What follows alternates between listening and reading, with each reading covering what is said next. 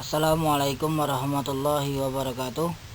Alhamdulillah, puji syukur kepada Allah Subhanahu wa taala, yang mana pada kesempatan kali ini kita akan membahas mata pelajaran kita, yaitu PAI di bab pertama pada tahun ajaran 2020-2021 untuk SMK Teratai Putih Jakarta, yaitu dengan judul Al-Quran sebagai Pedoman Hidup.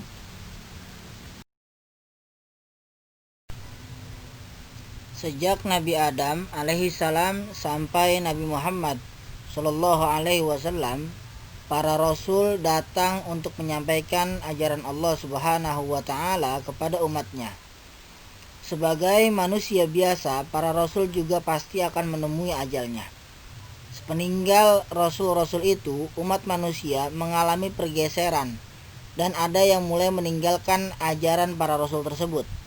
Maka oleh karena itu Allah Subhanahu wa taala memberikan kitab-kitabnya kepada para rasul sebagai pedoman dan petunjuk untuk manusia agar tidak keluar atau bergeser dari ajaran yang telah diajarkan oleh rasul dan seluruh nabi-nabinya Allah Subhanahu wa taala.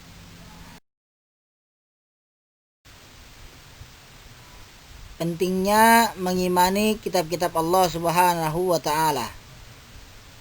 Karena saking pentingnya beriman kepada kitab-kitab Allah yang mana telah diberikan kepada para rasul sebagai petunjuk bagi umat manusia, agar umat manusia ini tidak keluar dari ajarannya Allah Subhanahu wa taala. Tidak keluar daripada ajaran yang dibawa oleh para nabi-nabi Allah. Maka oleh karena itu iman kepada Alkitab atau kitab Allah Subhanahu wa taala, ya ini artinya adalah meyakini dengan sepenuh hati bahwa Allah Subhanahu wa taala menurunkan kitab tersebut kepada para rasulnya, yang mana berisi kitab-kitab tersebut dengan wahyu-wahyu Allah, dengan tujuan agar disampaikan kepada seluruh umat manusia, agar dijalankan semua isi kitab tersebut dan dapat dijadikan pedoman dalam kehidupan umat manusia.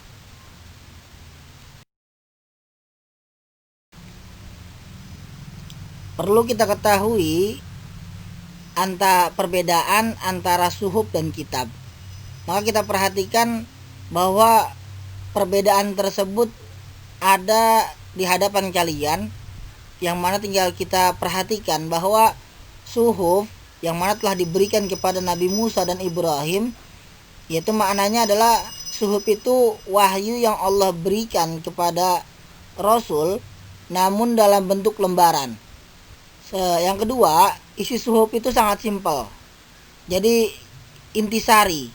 Sedangkan kitab yang pertama itu adalah wahyu yang Allah berikan kepada para Rasul namun dalam bentuk buku. Yang kedua, isi kitabnya lebih lengkap. Maka kita dapat perhatikan bahwa suhuf yang dimaksudkan ini adalah hal yang wahyu yang telah diberikan oleh Allah Subhanahu wa taala secara simpel kepada para nabi-nabinya. Sedangkan kitab itu adalah wahyu yang Allah berikan kepada para rasul-rasulnya dalam redaksi begitu lengkap.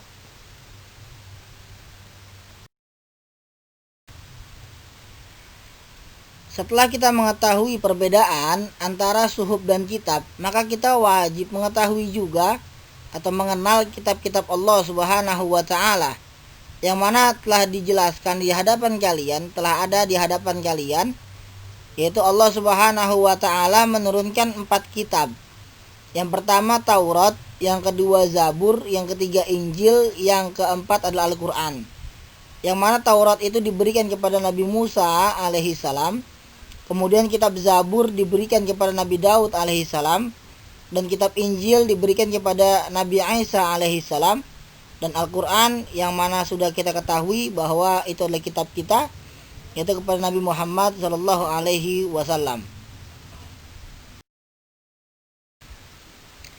Setelah kita mengetahui kitab-kitab yang Allah turunkan kepada para rasulnya, maka insya Allah di pertemuan yang akan datang kita akan membahas beberapa kitab-kitab yang telah Allah turunkan, yaitu 4 kitab tersebut, dengan isi kandungan-kandungannya. Taurat isi kandungannya apa, Zabur isi kandungannya apa, Injil apa, dan Al-Quran isi kandungannya apa.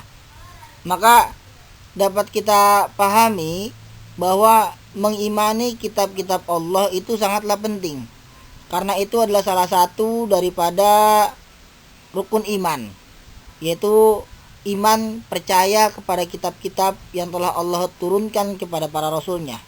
Semoga ini bermanfaat untuk kita semua. Wallahul muwaffiq ila aqwamit thoriq. Wassalamualaikum warahmatullahi wabarakatuh.